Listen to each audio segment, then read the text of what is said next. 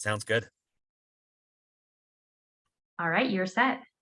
All right. Are there any questions, concerns, things that you've seen in the neighborhood that you kind of want to go, what's going on kind of things? I like that. That's a good start.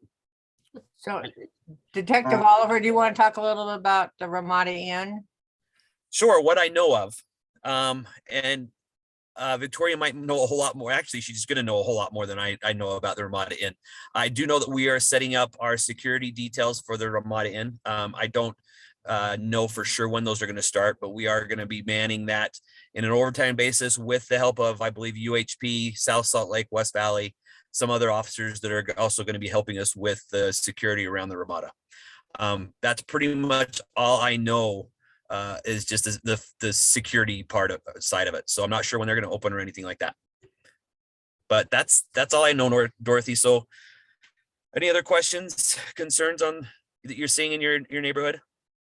I did hear from a neighboring community that they're seeing an increase in gang graffiti tagging. I have asked around in Jordan Meadows, and I haven't heard anybody's seen anything. But I was wanting to know if you've heard anything about the Westpointe and Jordan Meadows communities maybe having an uptick in that. Not specifically, but we know that it's out there. And the best thing about, we have a graffiti hotline that you can call, and I can find the number for you and put it in the link, or Josh may even know it. But there's a graffiti hotline where they'll actually come out and take pictures of the graffiti, and then they'll clean it. What the pictures does is kind of helps us identify if the same tagger is hitting multiple spots, or if the same gang is hitting multiple spots, and it kind of tells a story, believe it or not. And our task force is pretty up to date on those the specific taggings. So I'll search for that. See, Josh, man, Josh already hit it. So thanks, Josh. If there aren't any other questions, I'll just go through some real quick stats. And I want to really highlight kind of through all of last year. So through the last comp stat was through 12/26 of 2021. That gives us kind of a somewhat of a breakdown of how we did last year. And the statistics I'm going to be giving are specifically to District 1. So again, there's 7 districts in the city, but this is specifically to the District 1 area. So we had in 2021, there were 3 homicides in District 1. So that was a 200% increase compared to 2020. That's never something we want to see. And I believe that every single one of those suspects has been identified and arrested. So that's the positive part of a negative number. We also saw, let's see, we were actually down 23% in robbery from 2020. Again, these numbers are going to be a little skewed because 2022, right? So we're going to go 2021 and 2020. So we were down 23% in robberies, 17% in DVs, which is really surprising, and that's a really good number to see. So for total, our violent crimes were down 8% from the year before, which is fantastic. I didn't think we'd see a negative number post-COVID for a while. So that's good to see that the violent crimes are down. But when we do go to property crimes, we've seen an 11% increase over the last year. Majority of that has come from vehicle burglaries and vehicle prowls, car prowls. So that was up 19% and 17% over the last year. And the thing that we can do as a neighborhood to control that is really keep any valuable items either out of your car or hidden so people can't see it when they do look in. And then just be aware of people that are in your neighborhood that you're not aware of. I always like to say that you guys know your neighborhoods better than anybody. And so you kind of get the feel of who's should be there, who shouldn't be there, who looks a little out of place.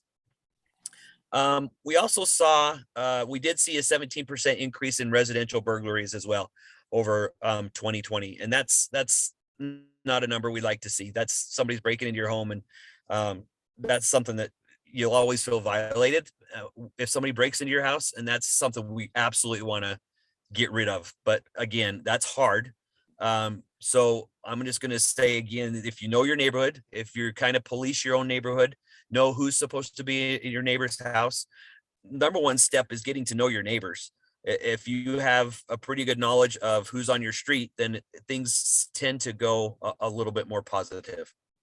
And then we should be getting a full breakdown from the comp stat unit in the next couple of weeks for 2021. And I will present that next month with a complete breakdown of what we saw and what changes we saw over the year.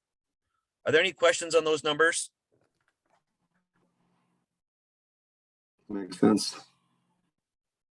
Okay, that was pretty quick and sweet. So I will mute myself and I do have, Well- I do have one question. sure. Does that include porch pirates if we had a lot of problem with porch pirates? So porch pirates will be part of that larceny number. So the larceny number, it was higher. And believe it or not, Salt Lake City is one of the top cities in the country for package thefts, which surprised me. So we try and be pretty proactive, especially in the holiday month where we will set out some dummy boxes and see if we can catch people. The best thing, and I'm going to say that is those doorbell cameras are fantastic. Those doorbell cameras can catch detail and catch who's taking those packages off the doorsteps. I recommend. They're not super expensive, and they really are invaluable. I heard that sometimes delivery people could take and put the package in their garage so that they wouldn't be taken. Yeah, there's a lot of different ways. And I suggest if you do have a package coming, to contact that company to see if that's a possibility. A door code. You always want to be careful providing somebody with a code to your house. That's the concern that I have, whether it's a delivery company or not. You just have to go through extra steps to make sure your valuables are secure. But yeah, anything you can do, U.S. Postal Service, anybody can help you with that. Well, thank you very much for all the information and guidance, Detective Oliver. And thank you everybody from the community so far who has participated. And if you have anything else that you would like to speak with him about, he will be available in the chat as he's done in the past. So thank you all very much so far. Now we're going to move over to Joshua Arbolio for our community liaison with the Salt Lake City Mayor's Office with any updates he might have for us. Thanks. Good evening, everyone. My name is Josh Arroyo. I'm the community liaison for District 1 in the mayor's office. After I'm done, I'll leave my contact info in the chat, my phone number and email address if you need to get in contact with me or just need to reach out to the mayor's office. I would be good contact to reach out to besides our front office receptionists. So I don't have too much to share tonight. The only thing that I would just emphasize, which I know that our council member and others have emphasized, is the importance of being safe in the current surge of COVID cases and getting a vaccine, getting the booster. This is ourshot.com is the website to visit for anything to do with getting information about the COVID-19 vaccine and where to get it. And in addition to that, as you know, the county health department implemented a 30-day mask requirement in the county. And one thing that in our office we wanted to draw attention to was the fact that the county council will vote tomorrow at 4 p.m. whether or not to keep that 30-day mandate. And we wanted to, from the mayor's office, encourage people within Salt Lake City who we know that from speaking with residents, and the vast majority of whom support this action by the county health department. There are a lot of people that the county council has been hearing from that share the opposing view. And I think a lot of the voices in support of this action are not being heard as much, at least based on the county council meeting yesterday. So just wanted to encourage those of you who feel strongly about this and feel that you'd like to have your voice heard on this, to reach out to your county council representatives, and not just for District 1, but also the at-large representatives and the representatives of the other districts, as they'll all be voting on whether that 30-day requirement stays in place or not. And so just slco.org, slco.org, to find information for your county council representatives. And aside from that, I wanted to just share from our transportation team a survey regarding the North Temple Mobility Hub, and Salt Lake City, along with other partners, are including UTA, are exploring the possibility of constructing a mobility hub building along the North Temple corridor. And basically, mobility hub being a place where different modes of travel come together, including public transit, biking, bike share, scooter share, things like that. And so that's not even something that would be started until for another few years, but there's currently a survey about that online, and I'm going to share the link in the chat for you to be able to take a look at that plan, that proposal, and share the survey and take the survey. It's called northtemplemobilityhub.com. And aside from that, I think that's all I have to share at this time, and I'm happy to take any questions or comments. Yes, we have Senator Hollins who has her hand Rep. up. Hollins, hi. Just quickly, I sent you an email about a week ago, I guess it was. I had a constituent email me about a blinking light in front of her house. I guess they changed the light bulb or whatever, and now it's just blinking all the time. And it's kind of driving her up the wall because it's near her bedroom. And she was wondering if she says she contacted the city, but hasn't heard anything from anybody about it. And so was wondering if you got that email. Oh, hi, Representative. I did not actually. I don't Oh, believe I saw an email from you. Was okay. that this week? I'll just forward it again to you. Okay, I'll put my email Great, again in thank the you. chat just in case it Okay. went through wrong. Thanks. All right. Thank you. Thank you, Representative Hollins. And yeah, open up the floor for anybody else who has anything else they would like to ask Mr. Rebollo.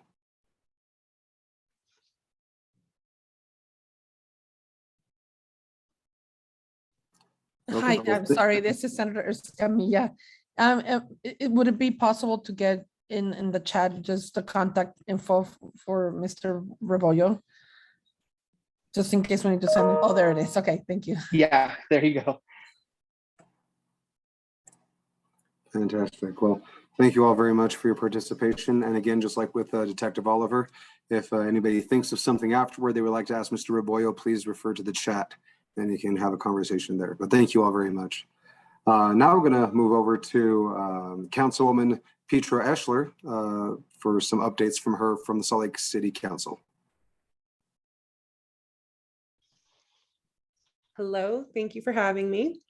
Okay, so as Josh mentioned yesterday, Councilmember Pui from District 2 had the urging for us to really reach out. We are, the West Side in general, 84116 and 84104 have the lowest vaccination rates in general. When you look at that data according to ethnicities, Latinos and Pacific Islanders are among the lowest. So we do currently have an outreach going on. We'll be doing a social media blast. So if you can share those posts, get them out into the community. We're doing some, guerrilla educational things in collaboration with like local restaurants as well. But we really are working hard to get this out. The whole vaccinate, boost, and mask concept.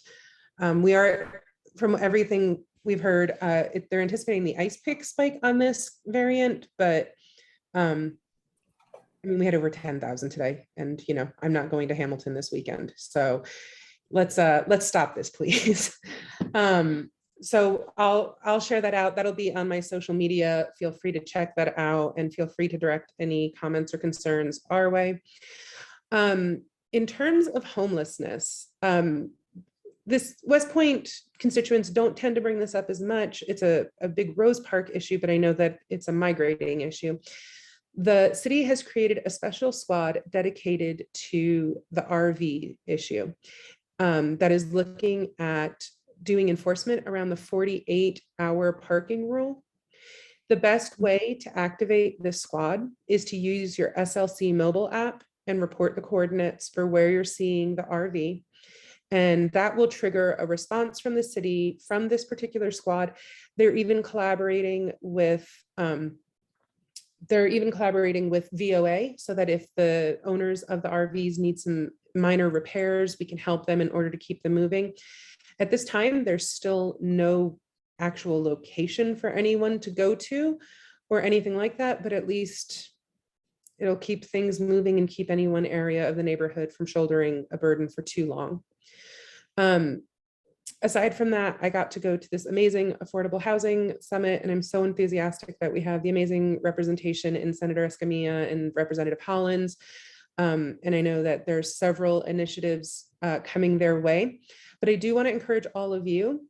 It's really easy to make Salt Lake City a caricature and for the state to kind of look at us and see one thing, but that is your legislature. I would encourage all of you to engage in citizen lobbying. There is $128 million on the table proposed currently for affordable housing and $5 million to the Homelessness Mitigation Fund. Currently, Salt Lake City gets $63,000 a year from the state for homelessness mitigation. A large portion of that 5 million is intended to be directed towards Salt Lake City, because even our state homelessness coordinator acknowledges we're shouldering about 2/3 of the state homeless problem in our city. Please give a face to our city and don't just bug Senator Escamilla and Representative Hollins and Representative Romero, as wonderful as they are to talk to. They're generally on the right side of history and do a great job playing defense for us. I encourage you to reach out to literally anyone up there. There are people in our neighborhood. Ted Lewis is a former representative who's willing to help educate anyone on how to do this. But please organize yourselves and make your voices known up there. Have a 2-minute pitch and tell the story of why this funding is so important, the real life implications that we're facing over here. In terms of the Ramada, Ms. Dorothy, the conditions that I asked for when we were setting them during the work session was that no certificate of occupancy could be offered to the operations there until there was a fully fenced perimeter and a fully staffed security plan that was on file. Both of those conditions have now been met. Tomorrow afternoon, I am going with, I think I'm going over with Councilmember Mono, and we're getting a tour of the property, and we're having the opportunity to ask any questions. If you have any questions that you would like me to ask, I'm happy to take them with me and get more answers. But the intention is tomorrow that, all the conditions that we set out will be satisfied and we'll be able to move forward. I had tentatively heard a number saying as early as the 18th that they would start accepting residents there. It's intended at this point to be for those with high medical needs because they're isolative rooms. It can prevent the spread of COVID better. So they're going to target people who have high medical needs to be in that space initially. And they won't start the first day with the maximum 250 capacity. They'll work up to that number as they go through it. Outside of that, I am working on, all the other things. Oh, sorry. I was by straw poll appointed to the Inland Port Authority on Tuesday. There will be the formal vote at the formal meeting next week, but the straw poll was a unanimous approval. So I had my first meeting today with the SEGO group, and I'm working hard to make sure that as they reorganize, that our city voice, and particularly the West Side voice, is preserved on there. And I'm feeling optimistic about my efforts. But I'll let you know how that develops. Outside of that, it's just regular council work. Tomorrow I have the Economic Development Summit and just trying to get the lay of the land and make sure that advocacy is as streamlined as possible. Any other questions? Senator Escamilla, no, Councilwoman Estler. I think I got that right. Anyway, Victoria. You're welcome to confuse me with Senator. Okay. There's some openings on the mosquito abatement board. I think I emailed you about it. Do you have any information on that? So I've asked my liaison to help me with that because I'm not familiar with process or anything like that. So he's gathering information for me to help me move that forward. And then when we do, then we'll work on identifying the right people and getting them in there. Great.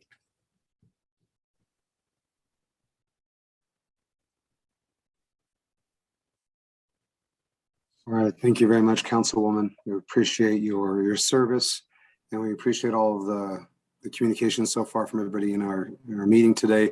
As usual, if you have anything else that comes to mind, please refer to the chat, and we'll be able to help with your questions there. We'd like to move over now to Senator Escamilla and for anything that she would like to share with our community councils. Thank you, Joseph, and then thank you, everyone. Good evening. It's always a pleasure to be at the community council meetings, and not in person yet, but hopefully pretty soon here.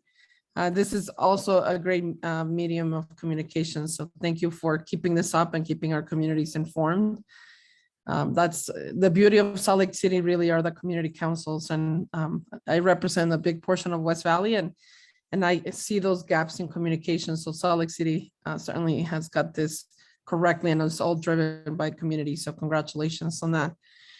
Just really, as we get into close into session, a couple of days away, let me just be, first, let me explain you what's going to happen. As you guys are probably aware, the governor and the majority leadership has decided to, treat the Capitol independently from the mask mandate. And I mentioned that, yes, mention that because I want to make sure you're aware that if you're going to be engaging in any civic community advocacy and constituency advocacy, you will be in a place where mask mandate is not in place. And I'm sure all of you guys will follow the mask mandate out of your own safety, but others won't. So I'm very, I want to be conscious that you are aware of that. And it's unfortunate.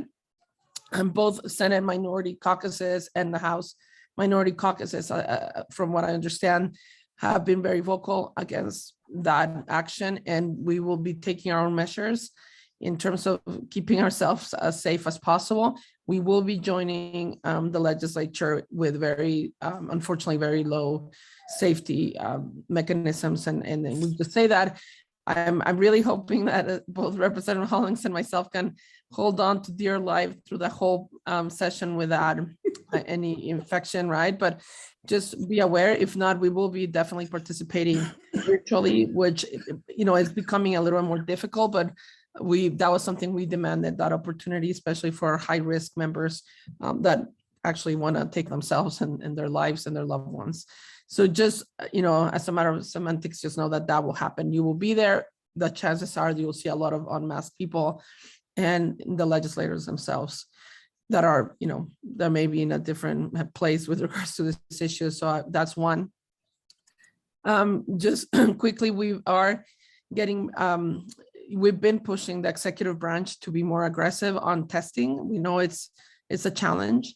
And what's so difficult for us is our interaction with the executive branch is always a little bit complicated, but it's frustrating that they knew this was going to happen. I mean, the wave was coming. I don't think anyone was expecting the type of numbers that we're seeing, but at least we should have been prepared to a bigger impact, and the fact that those testing sites were not in place and what we're facing right now. But know that we are putting pressure. We recognize the West Side. Two of the testing sites are on the West Side, right? Fair Park and Cannon building.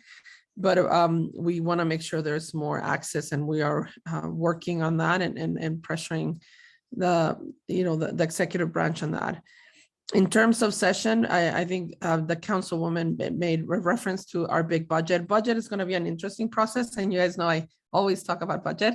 I'm continue to be the person that represents the Senate Minority Caucus in terms of negotiating budget.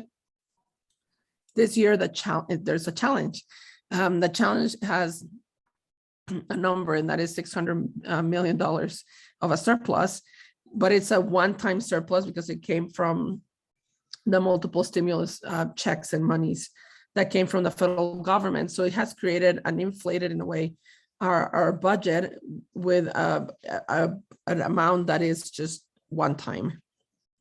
So you will see a push for bigger infrastructure asks, one-time asks, and I think both Representative Hollins and myself will join on focusing on social services and health. This pandemic obviously was a public health pandemic. We should be focusing on infrastructure, on public health. And, the federal government will be injecting in the trillions, nationally for infrastructure of roads and transportation. So I'm hoping that, we will be focusing more on social services.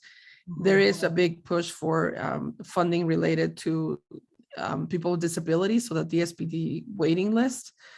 That is, and for some people it's a 20-year waiting list, waiting process. So we will see some of that, and both Representative Hollins and I serve in that appropriations committee. So keep that conversation with us. We are probably one of the very few legislators that understand that budget. That's a very complicated budget, but more than happy to answer any questions or emails on that.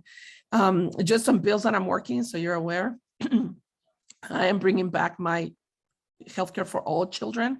This is covering all kiddos that meet under 200% of the poverty level, removing all barriers. As long as you meet eligibility criteria, all kiddos should be covered, whether it's through Medicaid or CHIP. And it's been the journey to get us there, and it's my number one bill, priority bill. And I need support, and it's a big ask, but we can't say we are a state that focuses on family, and we, value family values, and we don't even care about our children's health care. A big emphasis on mental health. So just know one of our biggest crises is mental health right now, and our kids are in a big gap, and you can't even start talking about mental health or behavioral health if they don't have coverage. So this bill is critical. I'm doing for all the inland port connoisseurs out there, as inland port continues to be a top priority in our conversations, I am running an emissions reduction bill. Emissions reduction will be in that bill. It basically asks the Air Quality Policy Advisory Board to put together a program that is focusing on incentivizing. So it's more of a carrot approach versus a stick approach on incentives to a very specific emission reduction plans. And it has an emphasis on the inland port area, so target area. So I will be making that bill public in the next couple of days. I'm just waiting for some, we're still doing some work with DAQ, but it's coming. And it's one of the bills I want to make sure happens. And it's a proactive bill. And like I said, it's a carrot approach bill, incentivizing versus, penalizing. So I'm hoping to have that bill pass. I'm also doing the second part on the food security bill that I passed last session. We are now focusing on some of the recommendations that came from the task force, and it will have a creation of the council that's kind of like the SNAP council with a very specific role. You will see it under the Institute of, it's actually under USU. And I like bringing just some autonomy to that conversation on policy. So that food security bill, and will come with also some fiscal requests and a fiscal request money for pantries and food emergency of $1.5 million. And then the other bill I'm running is a community health workers. Community health workers became our cultural brokers in the middle of the pandemic and continue to do a lot of the essential workers' role of educating communities, underserved and underrepresented communities, specifically racial and ethnic minority communities when it comes to the pandemic. And we will be putting a certification process in place so they actually are treated as, workers as essential workers, and also standardizing some training, and it's coming from their association. So I'm excited to support that part. I mean, just last but not least, I'm working on a police reform bill. This is out of the 26 bills we passed on police reform on 2021. Representative Hollins and I work on some of those together, and some of separate bills. This is kind of like the ultimate accountability legislation, and is a just like stacking them up from what we've done. And it's going to be a big lift, but I'm working right now with the sheriff's department and all DPS and all the other agencies. But it really is about accountability and standardizing accountability at a state level. So there are some police agencies that are so small that you can't police yourself. I mean, sometimes the chief of police and the person that's being assessed happens to be his son-in-law or brother. I mean, in just some smaller communities, that's an issue. Maybe not in Salt Lake City Police Department, but in some rural areas, that's a problem. And then there is a lot of conversations, and I'm right now doing due diligence to try to, you guys have been part of those conversations with regards to the inland port health risk assessment that was promised when the bill passed. And this was, from what I understand, I was not part of that conversation, a negotiation between the Salt Lake City Council and then the majority leader and the speaker and Speaker of the House and the governor. Obviously, those people are not, but that health risk assessment is not in place. This has never happened. So I'm back into asking, not only asking status, but seeing what we will need to make it happen. So you guys know we passed the data collection assessment tool, which is what's collecting air quality data and water quality data, but the health risk assessment has never been done. So, I'm working that piece. The Utah Medical Association had made it one of their top priorities, and which is, really good. But it's just been difficult because those commitments were made behind doors, and those people are not even there anymore. So I'm just trying to hold them accountable to that, but it's been a challenge in that sense. So those are my bills and some conversation about the budget. Happy to answer any questions, Joseph or anyone. Thank you. Thank you. Wait a few seconds to have people gather their thoughts.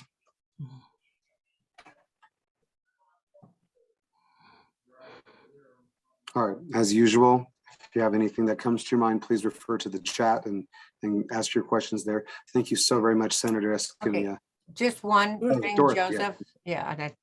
Could either Senator Escamilla or Representative Hollins address the budget of the state prison as it comes on board, and what's going to happen with the state prison since that's in our area?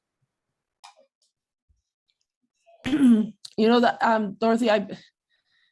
they're in transition, right? I mean, our understanding is they're ready to move. I don't think, because we're both on social services, none of us serve on the criminal justice and executive offices, but we will see the final budget. And before that, I'll get more information and send it your way, Dorothy, and maybe you can share that with others, but I'll get you more detail. My understanding is until the move doesn't happen, there's really no changes. I mean, you've seen obviously the increases. Representative Hollins and myself have been very vocal in reminding them how we told them that that's not a place to be building anything, let alone a state prison. That's already, stinking. And they haven't even opened it for operations. But other than the construction cost, that is, ridiculous. That has hit the $1 billion. There hasn't been any changes. I mean, there is actually projections that if anything will reduce a little bit of the operation cost, but we haven't seen anything else beyond just construction being ridiculously expensive. Yeah, and that's the only thing I've heard. I haven't seen the budget yet. I just know that, it started out at 650 million and is up to 1 million. And they're looking to start transitioning the inmates in June is when they're looking to start. So that was the latest I heard on it, but we'll have to look into the budget to see what the final cost is going to be.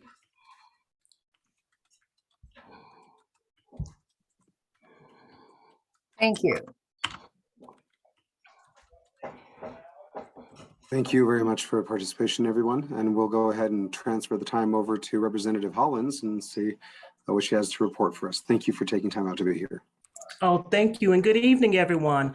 I want to start off by saying, Ms. Dorothy, I have promised to deliver a check to your house and for a donation. Unfortunately, I ran out of checks, but I just got some in, and I have the envelope right here stamped, and it's made out to Lynn Skidmore. Is that who I'm still sending it to? There's Lynn there. Yes. Okay. Thank you very much.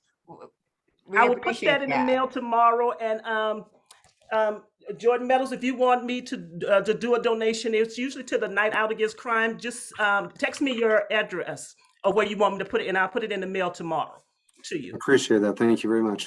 So with that being said, Wait, now I'm gonna have to say the same thing, Sandra.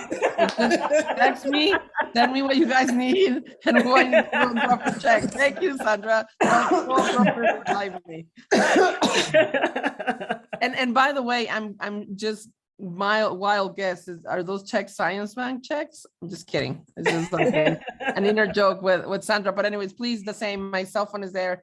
Do send me whatever we can do for contributions. Love to also join my colleague in supporting the councils.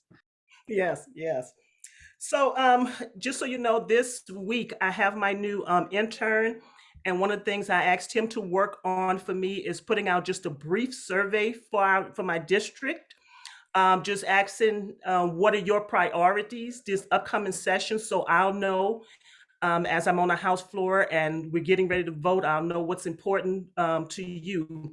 So look for that. He's going to be pushing it out on social media. And so I would love for you to respond and just let me know what your priorities are this upcoming session.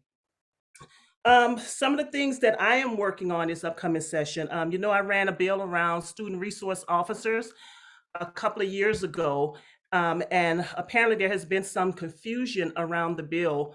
One of the things the bill did was say that student resource officers cannot be called in to deal with situations that's a parent or administrative issue. And so some of the SROs have interpreted that to mean that they can only be involved in something if it's a criminal act. So if they see two kids who are arguing and they know that they're about to fight, they feel that they cannot interfere with that until the kids actually start to fight. And so I'm trying to clear that language up and say, no, we want you to be preventative too. If you hear this is going on, we want you to stop it. And that's part of keeping kids out of the criminal justice system, if you're able to prevent. So I'm going to be doing some legislation around that. That I have, well, you may or may not know, I have been involved with the young girl, Izzy, who died by suicide, age 10, a couple of months ago. Really, really sad thing. I have been in contact with the mom. And so I am on a mission and working to make sure that doesn't happen to any more of our babies or our kids in the school system who are being bullied. So I'm working on a piece of legislation around keeping kids safe in our school. Hopefully in the next week or two that'll be released. We're still kind of working on it and trying to figure out what that exactly is going to look like. Working around some issues with mental health. I don't know if any of you all have heard of the Safe UT app that's out that kids can use. Unfortunately, I found out that the kids over on the West Side, our kids are not using this app like other kids are, and kids of color. And so I am working to try to push that out into our community.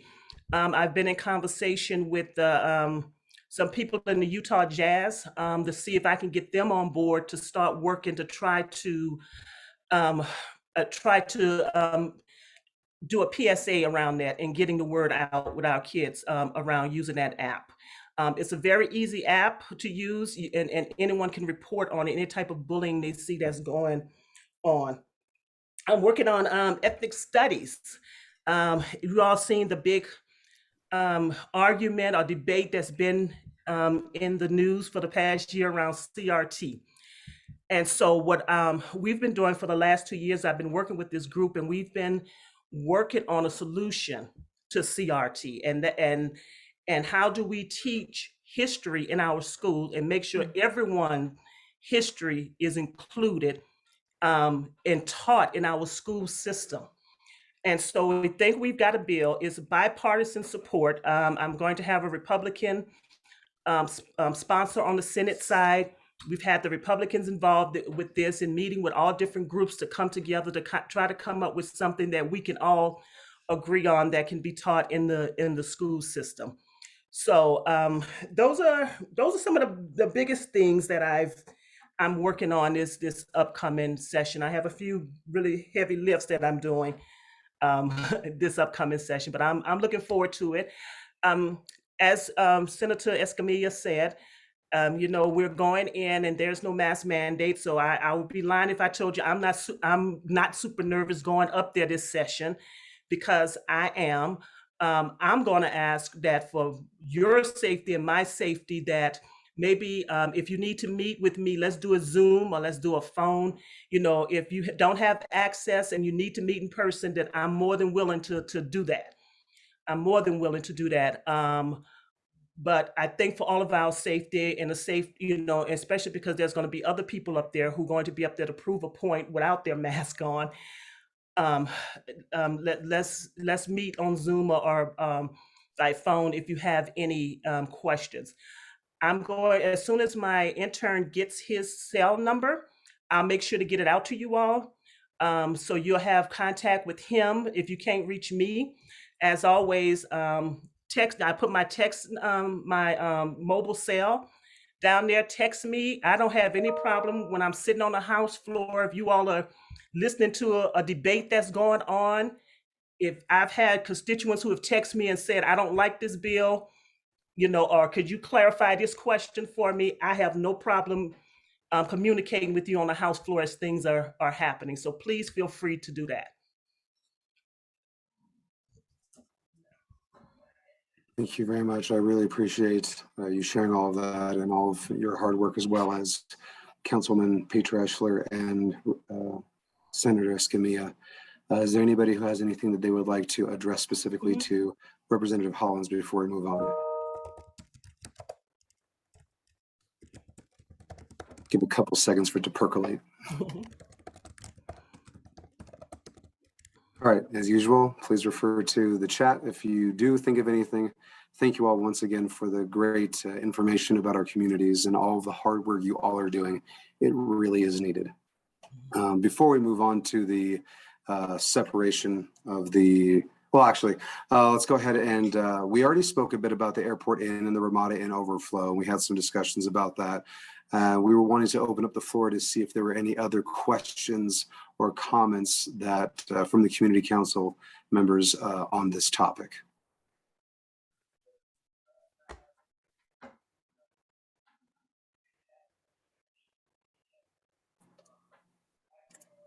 So how do they choose the people that, other than the health part, how do they choose people that get to go into the Ramada Inn?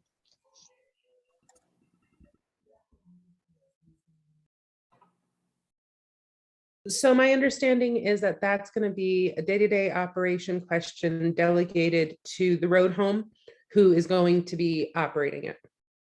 Okay.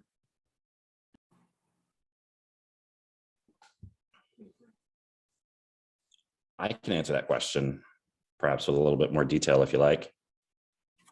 Thank you, yes. They are prioritizing for the hotel rooms, people that are either elderly, 65 plus, or medically frail. So, and that is going through the coordinated entry system that is utilized throughout our area. So coordinates with all service providers and services.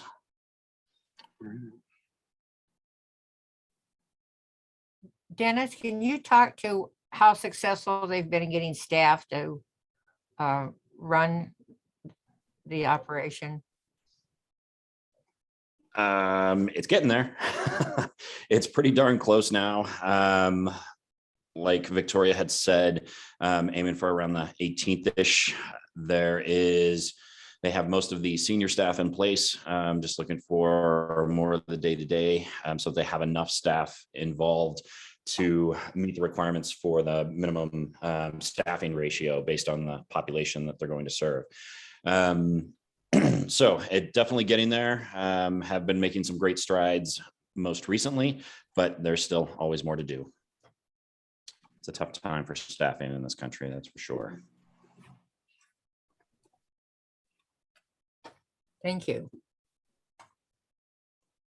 And to expand on the previous question a little bit more, referrals are accepted from most service providers. The best bet for people to be able to access it is to call the nines. The 801-990-9999 is the universal access line in our county.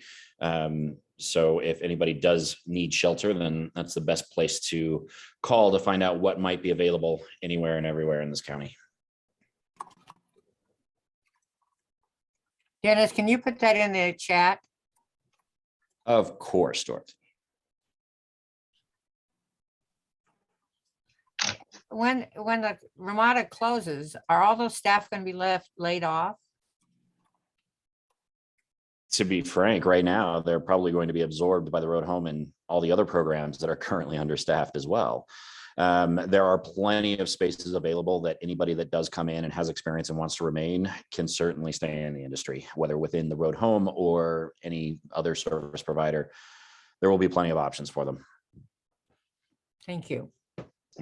So will this be the total hotel there? There won't be anybody going to stay there? It is no longer a functioning hotel, Oh, if okay. that's what you mean. It is. Yes. Yeah, there's portions of it utilized for this purpose, and then there are portions that are already undergoing renovation for a future purpose. So yeah, there will not be any active hotel guests in that space. Is the restaurant closed too then?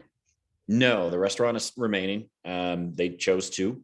They wanted to stay there. They appreciated the business that they've built and wanted to keep it there as long as possible. So they have extended their lease with the current lessee.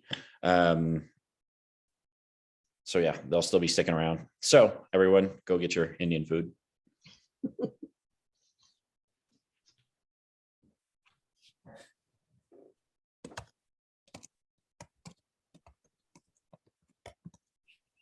With the fence put around it, how do they access the restaurant? The fence goes around effectively 3 sides of it to encompass it so that the only opening is the front door, which Okay, is also where the restaurant is. But that also allows us to control access so that we don't have unwanted persons accessing the center from another direction, so that we can limit the bad things happening. But yeah, the restaurant, the front parking lot will still be wide open and welcoming.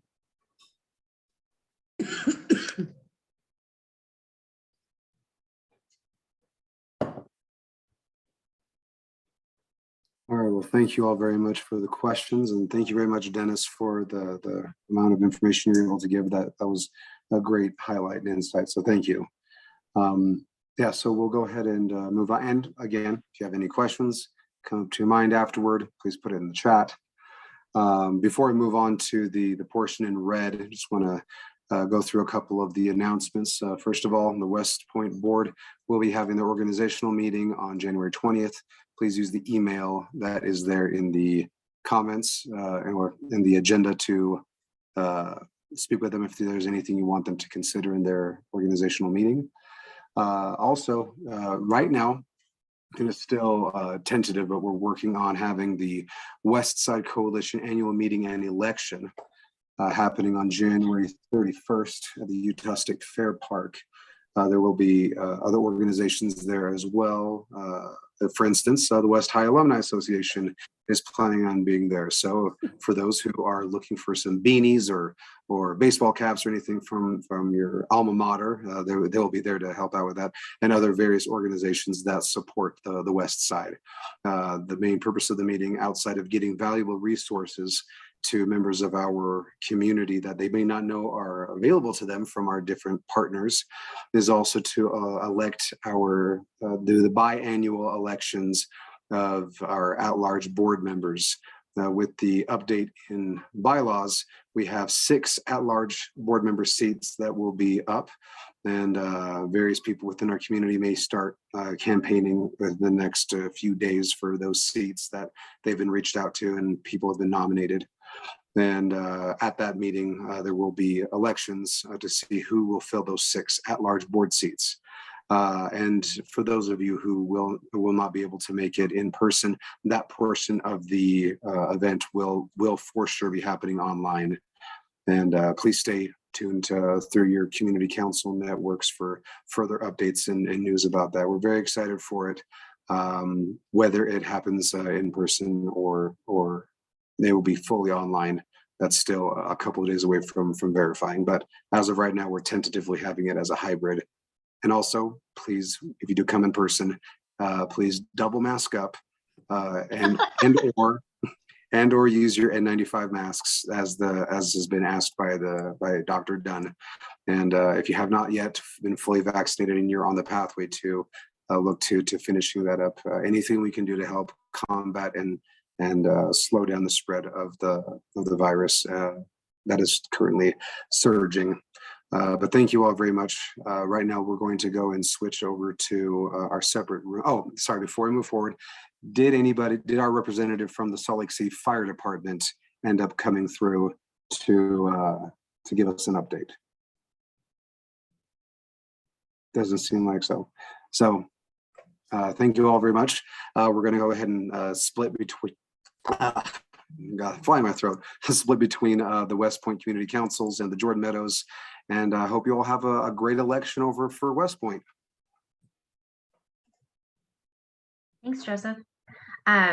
So what I'm going to go ahead and do right now is open up a breakout room so that if you are part of the Jordan Meadows Community Council, you can make your way over to that meeting for their remaining items. So I'm going to go ahead and open open the room. So if you're part of Jordan Meadows, there should be a join button that pops up for you. If you're not, you can go ahead and just disregard what pops up. Those of you that are with Westpointe can stay in this room where we're going to hold our election. So if you have any questions and you're unsure of what to do when it pops up on your screen, don't hesitate to unmute and ask questions or put it in the chat. So I've just opened the room. You should be able to join. And if you cannot, please let me know.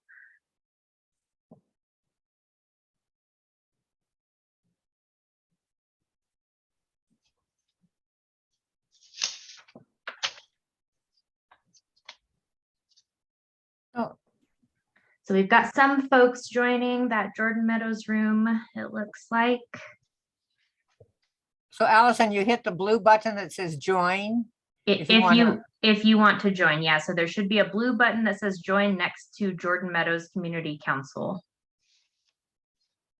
For So us, sorry. Allison, for Westpointe, we just stay on here, right? Yep, Westpointe's going to stay in this room. So if you are waiting for the Westpointe election information, let's go ahead and just stay put in this room and disregard the breakout room. We'll just give it a few more moments. I can see folks going into the breakout room.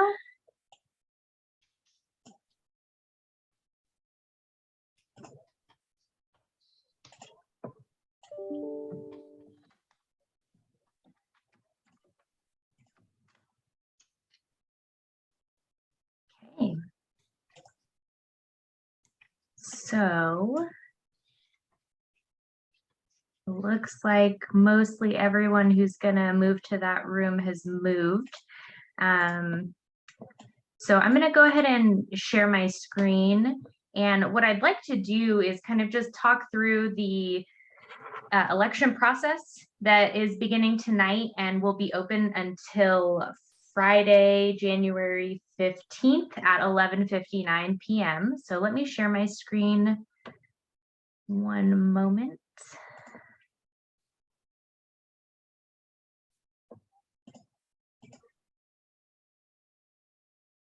All right, if someone can just let me know when they can see the screen. It's on. I can't. Westpointe. It has the Excellent. picture of the Westpointe. Awesome. Okay, so sorry, y'all, I'm trying to find where I can. Okay, it's not gonna You work. don't have my name on that list. I don't know if it matters. Sorry, what was that? You don't have the name on the things that says not joined. My name That's isn't on that list. Does that Yes, matter? you are. Where? Right above Terry Thomas. The second to, you should be I okay. don't- You're okay. No, You're those- in, but you're in the right spot, so you're okay. Okay. So I'm gonna go ahead and share the link in the chat here as well for the ballot in just a moment. But I did want to just walk through how you're able to access the election both tonight and at another time. So our website is westpointecc.org. And if you just scroll down on our homepage, we do have a section here for the elections, and you will see a vote here button that you can go ahead and click on, and it will take you right to our online ballot. All of the voting is electronic this year, and I won't spend too much time on this, but I did just want to give you all an idea of what this looks like. So when you click into the ballot, there's some information about the election. We do encourage you to read it just to get a better idea of who is being elected and what the process is. We also outline who is a member of the Westpointe Community Council, which has a few pieces there in addition to either living or owning a business within the boundaries, which you can see here. We've outlined what the boundaries are as well with a map. And then a few other pieces about voting eligibility. So you do have to be at least 18 years or older, be a resident or property owner within the area, or be an authorized representative of a civic organization, business, service agency, or institution located within the area. Each individual does get one ballot. And one of the ways that we're able to confirm this virtually is that we ask you to confirm that you're at least 18 years of age or older, and that you either reside in or are a property or business owner within Westpointe. And then we ask you to enter your address. I do want to point out here that we don't use this for anything. Your name isn't attached to this. The only thing we use it for is to verify that the address is within the Westpointe boundaries. So we won't use your address here for anything. It's just to verify that you are eligible. And if for any reason your address isn't within Westpointe boundaries, for example, say you're a business owner, you could indicate here that you're a business owner and provide some more information. So once I confirm, and I'm not going to enter my address, I'm just going to do a quick test here. Keep in mind that if you don't enter a valid address here, we won't be able to count your vote. So once I enter that in. Is that just one line of data, or do you want Yeah. the city and zip code? Well, yeah. So, I mean, you could do the city and zip if you wanted, but it'll just be all on one line. Okay, all right. Yep, that's a great point. Thanks, Len. So from there, you'll get to the actual ballot. We do have a number of positions that are open. We have officer positions, including our chair, vice chair, treasurer, and secretary. And then we also have board member positions available. And so as you scroll, you'll see each of section for each of those. So this is the chair section. We have not received any nominations for chair at this time. So you have two options. You can either indicate that you would like the board to fill the vacancy, or you can write in a name, which she won't want that, but if I wanted to write in a name, I could do that. Or I could say, I will have the board fill the vacancy, or I vote to have the board fill the vacancy. If you have someone that you would like to nominate, we do encourage you to nominate someone. We'll reach out to them before we, just appoint them as our chair. But if you have someone that you know, please let us know. We also do not have any nominations at this time for our vice chair or for our treasurer. So that process will be exactly the same. You can either indicate that you opt, or approve that the board fill the vacancy, or you can write in a name in the other field here. For secretary, we do have one nomination, Sharon Pullman, who's our current secretary. And so if I wanted to vote for Sharon, I could indicate that here.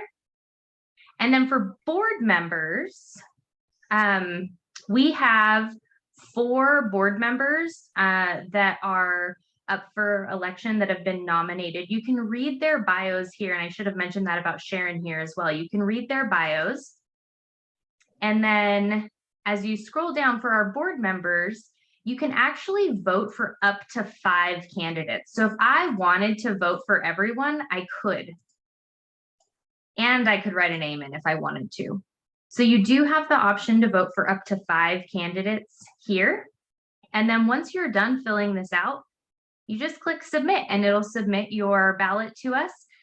We will have someone verify that all of the addresses are within the Westpointe boundaries, and we'll tally up those votes after Friday the 15th at 11:59 p.m.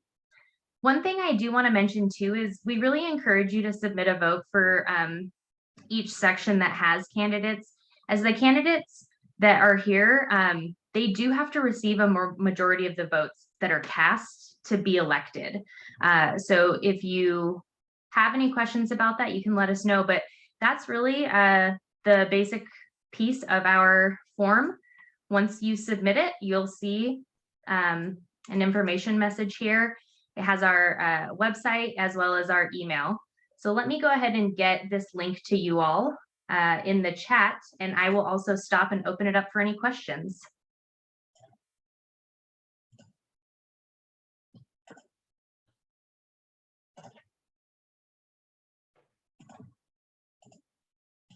So one thing that, just so that you know, when the board is elected after tonight's meeting, those people that are elected, there are also 2 ex officio members of the board and that'll join. So both Allison will join as the media director, and she will have a vote on the board. And then the past chair will also be on the board and have a vote. And so it'll be those people then that will have the responsibility of filling any vacancies that might occur.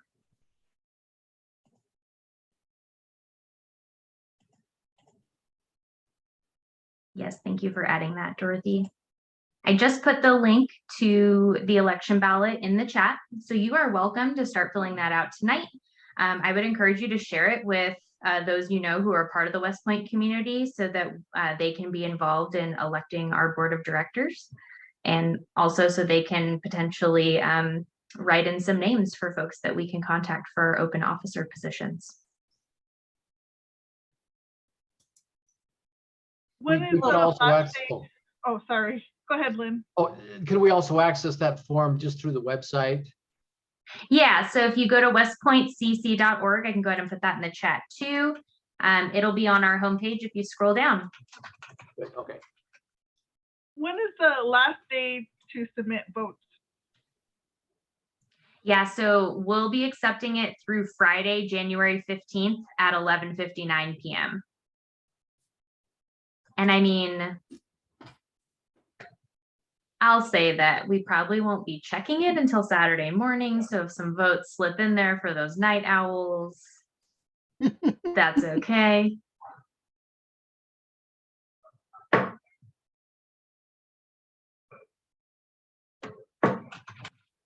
Just to reiterate what Allison said about write-in ones, it's really difficult during a pandemic to generate nominations and that.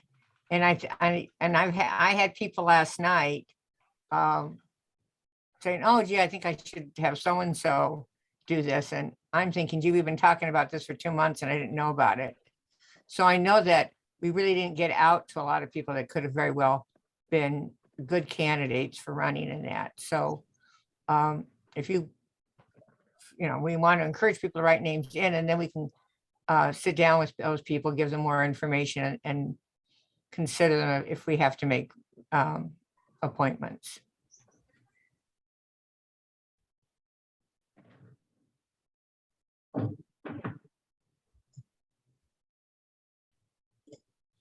I have a question. So if an officer position is not filled, like the treasurer, what happens? Does all the board members split the duties of the treasurer, or how does that work? Lynn, you want to talk to that? Yeah, we might have another interim treasurer for a little while, but it's best to have one individual kind of keep track of all the things. It'd be hard to split it up among different people. We don't have a lot of monetary issues until later on towards the night out.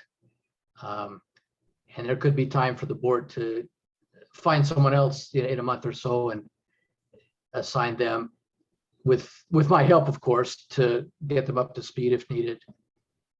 Hope that answers it. So you're going to stay in the position until somebody's found? No. Let me clarify that. I'm going to answer that for Lynn. And that, so Lynn agreed, had indicated that he would not be able to be treasurer after this interim time, but agreed to serve on the board as a board member. And in his capacity as a board member would be there to support and train whoever we brought on. He's also made outreach, did a great job description and did an outreach to Salt Lake Community College for some students, but it's difficult to get people to respond during the holidays. And I'm sure he'll be following up on that. I know Annette has made some contacts with Salt Lake Community College also about some of their students. So, Lynn will be there as support. His name is going to be on the account so that the security of the account is still there and the continuity is still there. But we made a commitment to Lynn that he would be in a supportive role and not be the responsible person for the next year unless he changes his mind. Is that fair, Lynn? That's fair. I'll decide Saturday morning.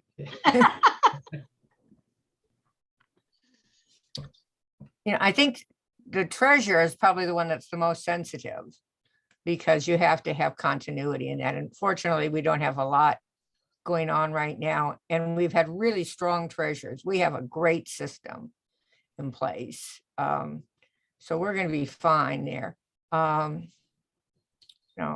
It may take us a little bit more ingenuity to figure out how we're going to handle all the other things.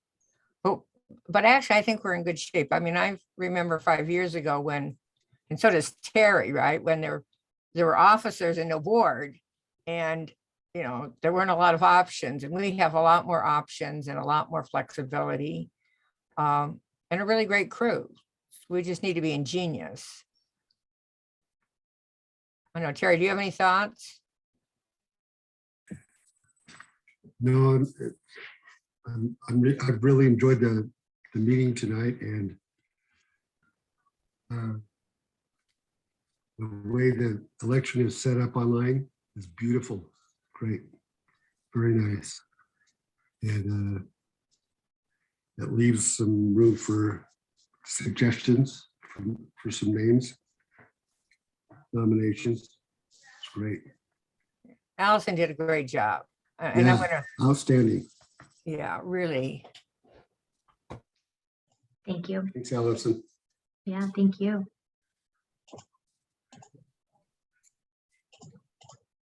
Some other, I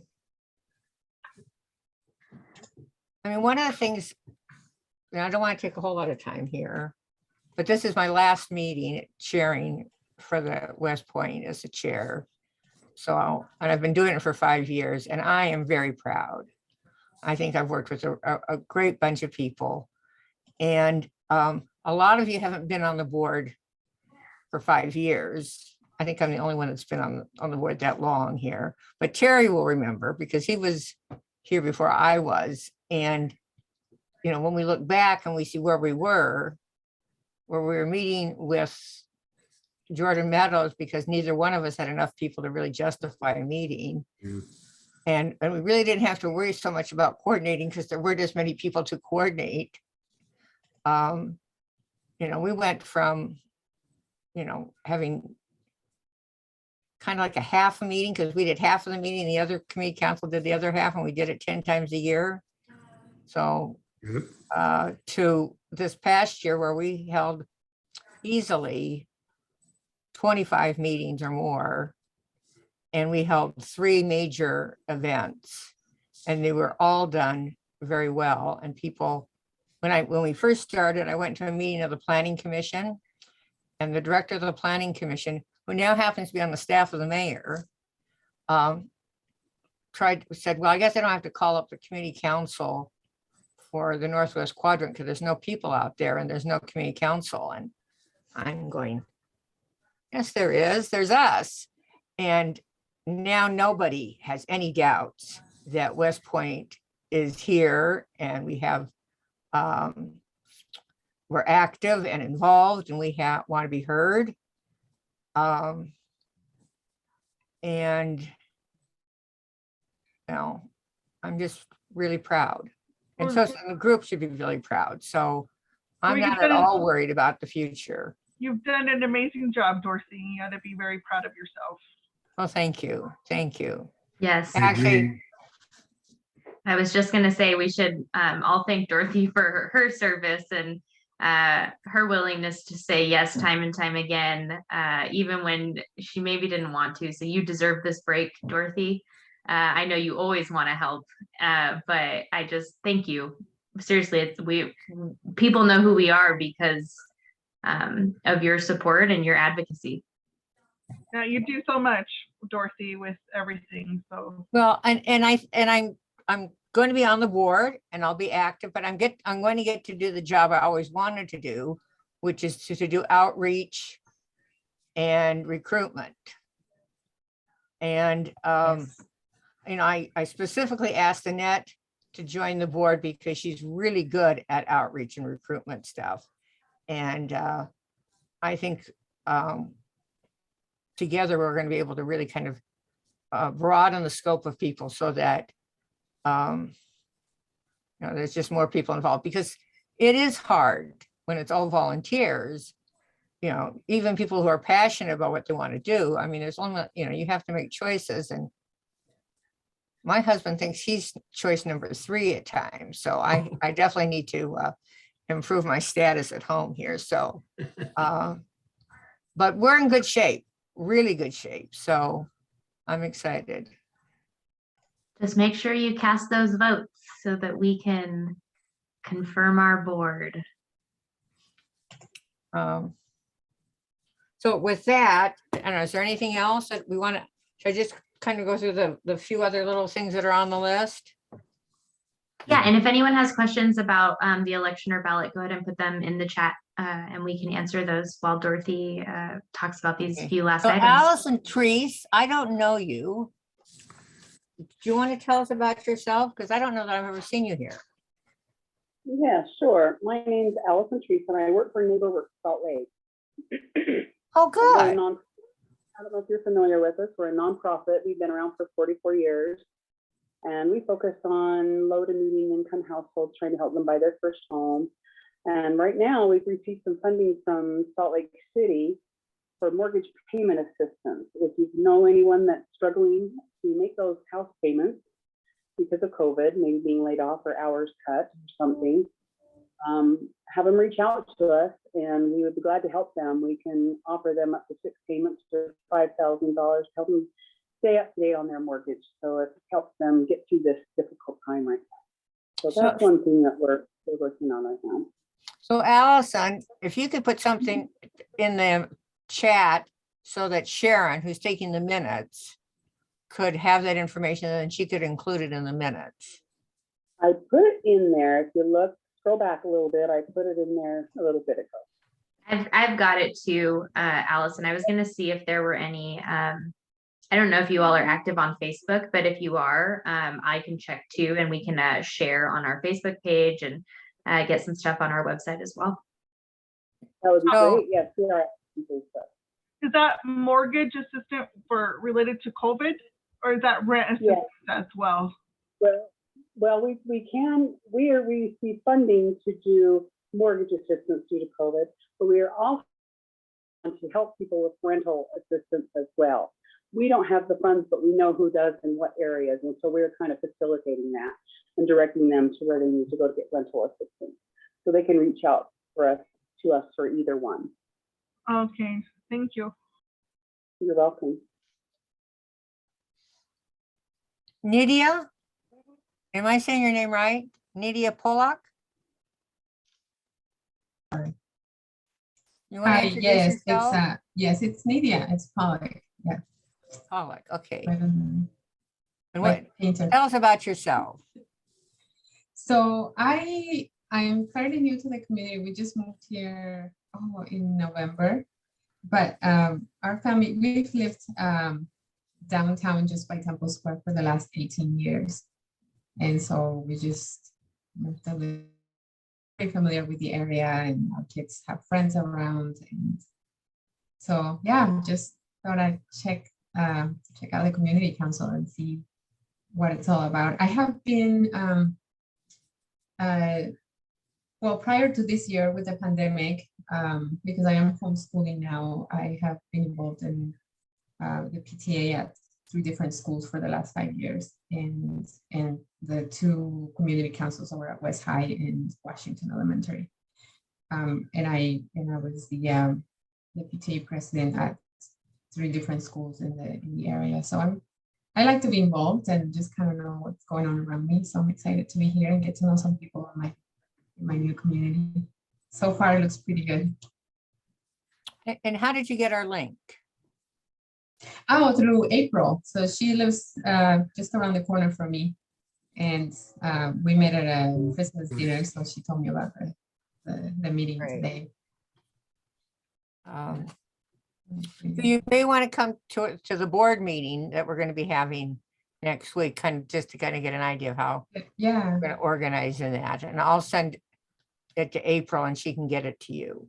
Yeah, I'll put my email here. But yeah, I like to, I'm kind of a volunteer at heart, and I like to be involved in things and help where I can. It's kind of, right now I'm going to school, but I have 1 more semester left. And so if you could so you may want to write your name in on the ballot. You never know.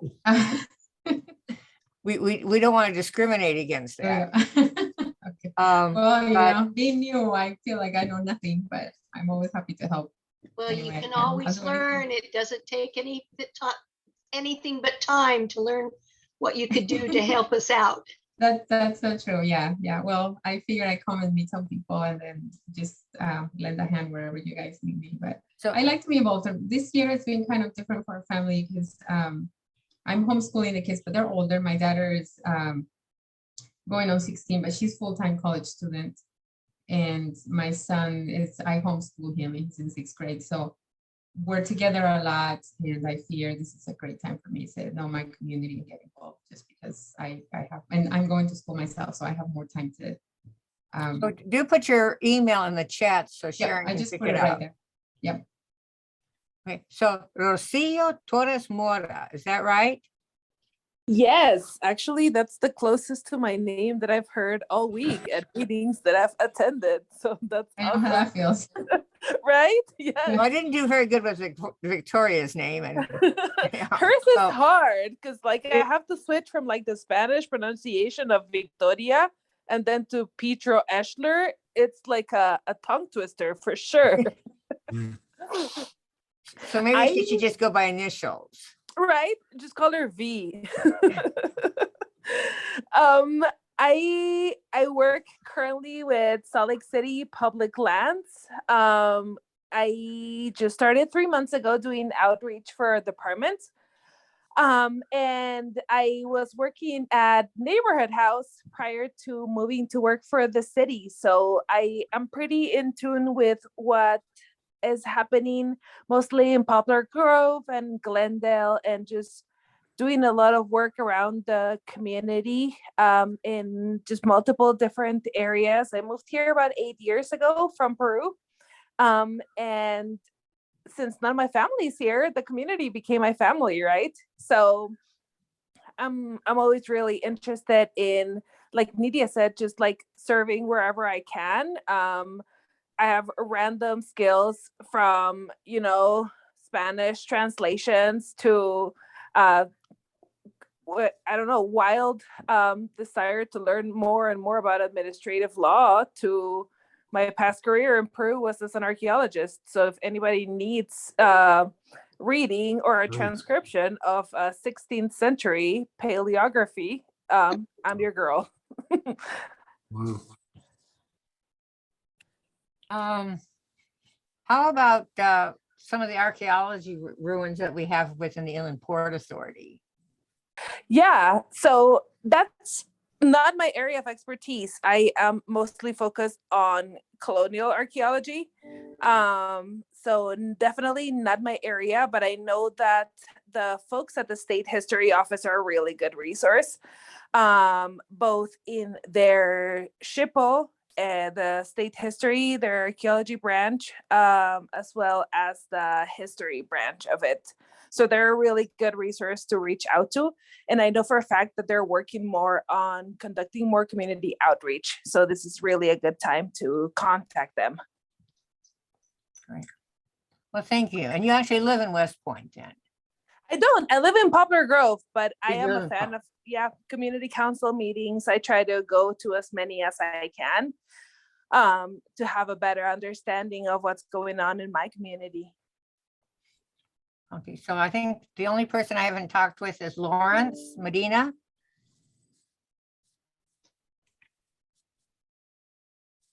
Lawrence? You want to tell us about yourself? Maybe Lawrence isn't there. Okay, well. Dorothy. Yeah. I can introduce Lawrence. He might have stepped away for a minute, but Lawrence is Westpointe resident, lives on Starcrest Drive, walks the neighborhood a lot. He's a veteran, great guy, nice, attends most of the community council meetings. I think he's here more often than I'm able to make it. So Well, I've seen his name, but I can't place him, so. Annette, so I'm glad, anyway, tell him thank you for coming. I will. Annette, so let me give you a few fast updates here. The Salt Lake City Mosquito Abatement Board met. The board and had a public hearing and considered the 75% increase in property taxes for the abatement district. That's about $2.9 million a year increase. They voted to unanimously approve it. The Westpointe board did write an extensive letter to the board saying that, we were more in line with approving an increase to cover the projected deficit that Zion's Finance had in their study, which is more like about 20% rather than 75. And that we had serious concerns about their plan to spend $7 million on a helicopter and equipping the helicopter, and $2.9 million for a hangar and all of that. But we didn't get a response. They didn't respond to us and voted for the increase anyway. So that's where we're at. And that's also why there's some questions about, new board members. That was one of the questions to Victoria, because a number of the members are coming off. So the question in the future will be how they spend that money. And it would be good to have some local people on the board to help spend that money. The other thing that's been going on is last year we have pushed for the update for what's called the North Point Small Area Master Plan. So this is the area along 2200 West that's in the city. And Councilman Rogers had gotten an appropriation of about, I think, $100,000 to do the study. Half of it was put in by the airport and half was put in by the city. I spoke with a consultant who's doing that. Her name is Megan Moore. They had come out and met with some of us, the latter part of last year, and then we hadn't heard anything. She sent me what's called the existing conditions report, where they've done their analysis of the area and formed, and it's available for us to look at. They've posted it, but they haven't advertised it. So if you're interested, I can send that out to you. But what you probably should know is I haven't read the whole thing, but it looks like it's well done. There's a lot of emphasis on environmental issues. And that's what we were concerned about, was making sure that didn't get lost. And we'll probably be hearing from them in the new year. The third issue that we were working on was the annexation of North Salt Lake into an area within Salt Lake County. And I did contact some of the people in Foxborough who have been working with us on that issue. And at this point, they hadn't heard anything. So what we're waiting for is the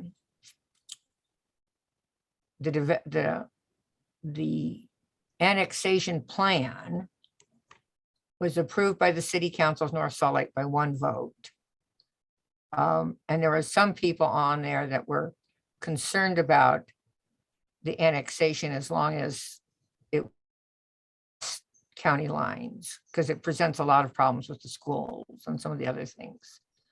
The next step is, though, for the developer to put together a specific proposal of annexation. And at this point, we don't know what they've done yet. So that'll be one of the things that the new board will look at and decide just how much we want to get involved in this in the future.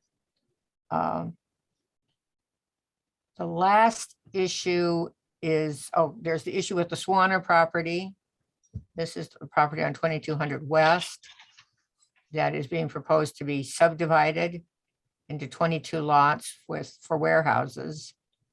The city was supposed to act on it in November. They didn't. And I am told that some of the changes on approvals for subdivisions that are being considered by the city are not of a nature that will affect what's happening with that particular property.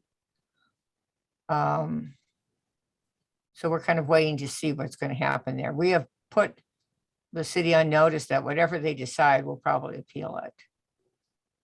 And then the final thing is the movement of the prison. And I think people heard the Senator Escamilla talk about the prison.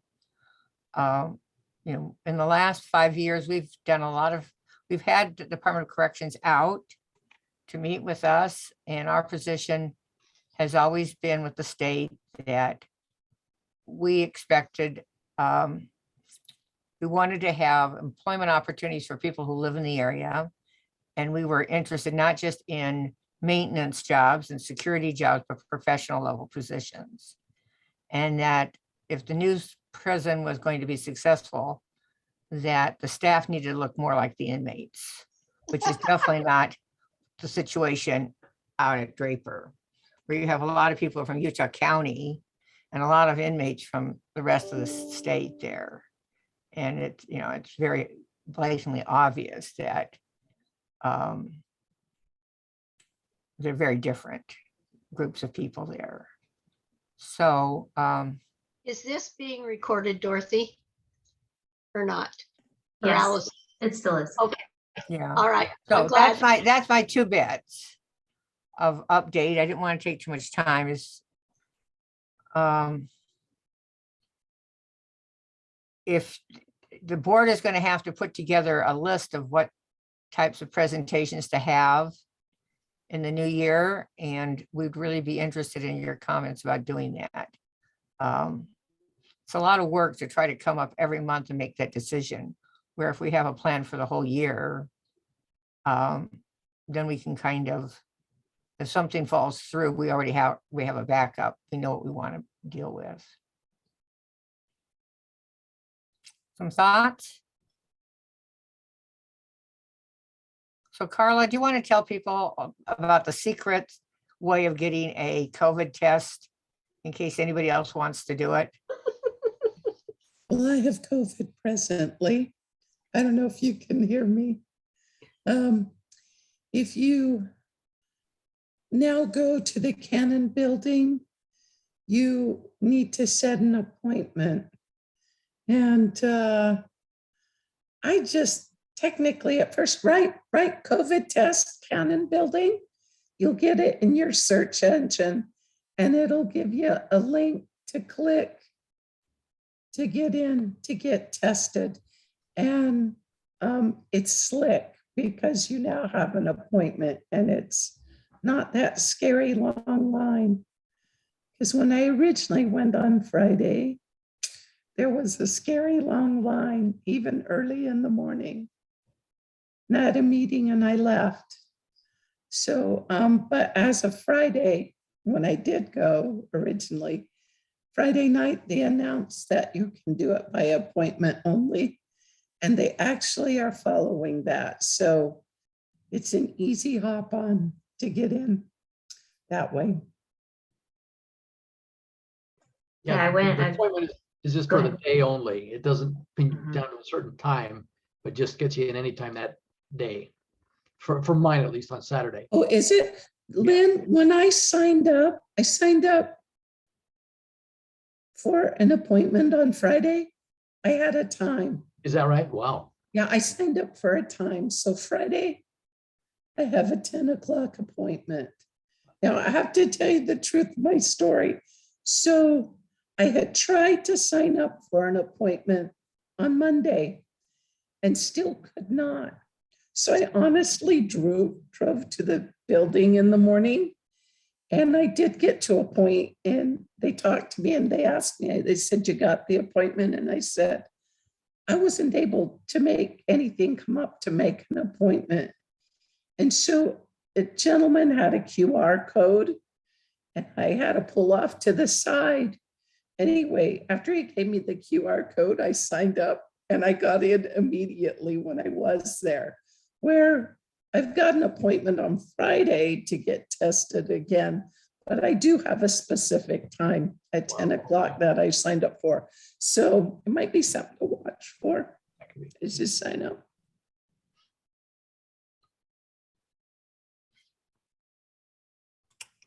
Allison? I want you to know it's 8:36. In my final meeting, I am only 6 minutes over, and that is because for as many years as you've been in charge doing this, you have been on me about trying to be more prompt and didn't quite make it, but I got closer. It was your last meeting. I was going to give you free reign, but